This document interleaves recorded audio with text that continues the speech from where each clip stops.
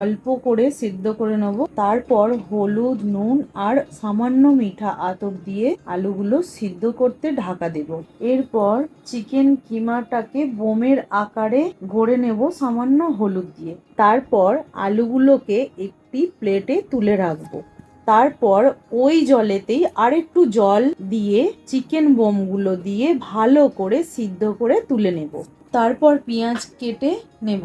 এরপর পরিমাণ মতো জল নিয়ে ওর মধ্যে তেজপাতা, শুকনো লঙ্কা, স্টার অ্যানিস, জায়ত্রী, ছোট এলাচ আর ডালচিনি দিয়ে ভিজানো চালটা দিয়ে ঢাকনা দেব। তারপর সিদ্ধ হয়ে গেলে চালটা তুলে নেব। তারপর সাদা তেল কড়াইতে দিয়ে কুচানো পেঁয়াজ দিয়ে বেরেস্তা বানিয়ে নেব। ওই তেলে পরিমাণ মতো বাটার দিয়ে সিদ্ধ আলুগুলো একটু ভেজে তুলে নেব। এরপর ওই একই তেলে পেঁয়াজ বাটা, রসুন বাটা, গোলমরিচ, হলুদ, লঙ্কা গুঁড়ো, চিনি, ভেজে রাখা মশলা দিয়ে একটু নেড়ে নেব। তারপর ওই কষানো মশলার মধ্যে চিকেন বলগুলো দিয়ে আরও ভালো করে কষিয়ে নিতে হবে। এরপর কাঁচা লঙ্কা বাটা দিয়ে দিলাম। ওর মধ্যে রাইসটা দিয়ে একটু নেড়ে নেব। এবার এর ওপরে চিনি একটু আর কেশর দুধটা দিয়ে দেব। এর পরের স্টেপে আলু রাইস দিয়ে দেব। এরপর কেশর দুধের বাটিতে পরিমাণ মতো কেওড়ার জল, গোলাপ জল এবং মিঠা আতর দিয়ে নেব। এরপর গুঁড়ো মশলাটা দেব। তারপরে কেশর দুধ ছড়িয়ে দেব। তারপরে বেরেস্তা ছড়িয়ে দেব।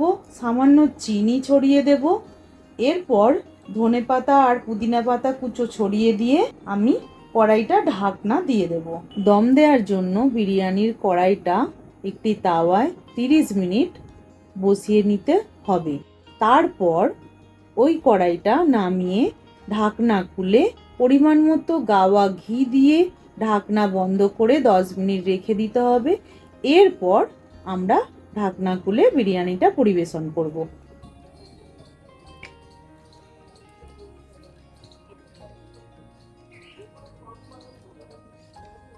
খুব সুন্দর, বলো তো।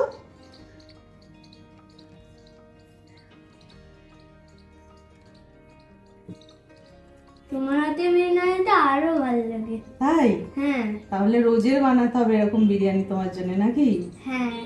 সবাই বলে ভালো লাগে, তাই তো? হ্যাঁ। তোমার বন্ধুরাও ভালো লাগে বলে? হ্যাঁ, স্কুলের বন্ধুরাও। আচ্ছা, এবার থেকে রোজ বানিয়ে দিতে হবে, নাকি? হ্যাঁ। টাটা দিয়ে দাও।